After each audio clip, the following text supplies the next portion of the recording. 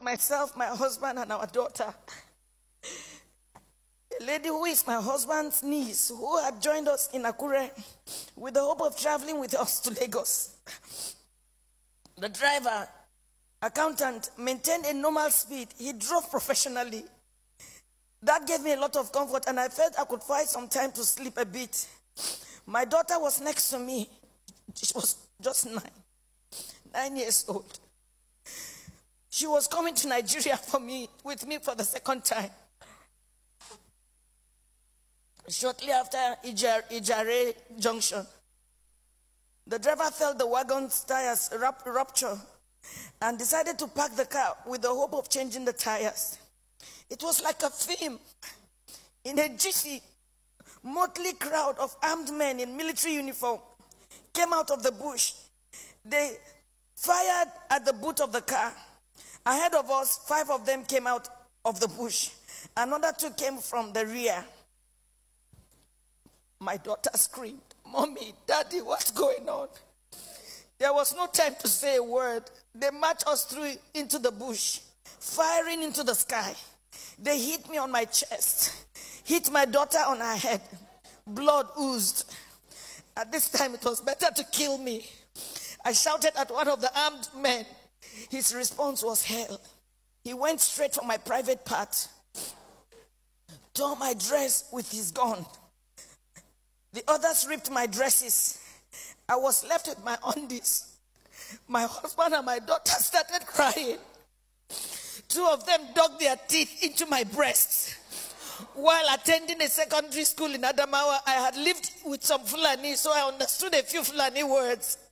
I started pleading, at least for my daughter. To my shock, at gunpoint, they removed the dress of my little girl. One of them carried her on his head as my baby struggled, shouting, "Daddy, Mommy, what's going on? Help me!"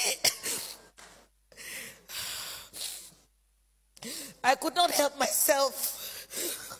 We marched for 9 hours. I was half naked. My daughter was totally naked. Her tears was like a stream of blood on her cheeks. Our phones had been seized. We ended up in an ungoverned region in the thick of the forest. We met a well-organized group. There were some kidnapped victims. I saw 2 women, 2 ladies and 3 men. There were some people with their legs chained to trees. They were as if half dead. We were separated. I was separated from my husband. My daughter was taken away. I only heard her screaming intermittently. I did not know what they were doing to her. These men, now about 2 dozen, had a full kitchen. They had a huge camp and a traditional medical team. How can they say they don't know where these people are? How can they say that? But the camps appeared isolated from each other. We heard noises afar, indicating it might be nuclear settlements of camps. Right in my presence, I saw them pack the remains of a woman. They took her and buried her a few meters away from us. She had tribal marks.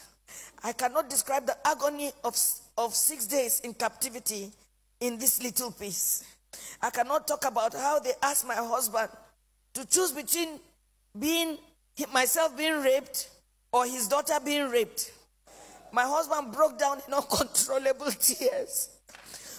One of them hit him saying, "Yoruba bastard, you dey cry, idiot." They now gave him an option that he should be raped by one homosexual among them. My husband, a devout Muslim. My husband is a devout Muslim. He told them that homosexual and rape of any kind was against Islam. They hit him with the butt of AK-47. What do you know about Islam? You can imagine, you are being asked to choose between being raped by a homosexual, your daughter just 9 years old, or your wife being raped. They gave the 4th option. If you fail to choose one, we would rape your daughter rape you, the man, and rape me, the wife. I made myself the sacrificial lamb. My husband begged, saying they should name any price. One of them asked him to bend down. 3 beastly criminals sat on his back, jumping until he was too weak to stand.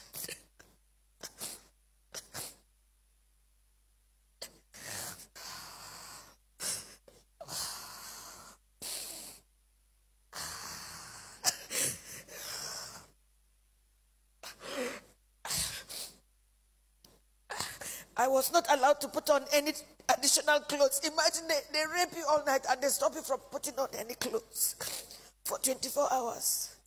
The rain fell once. I became a relic at a sexual museum for the armed men, who in turn addressed me and asked questions about my financial standing. New Fulani men joined the camp.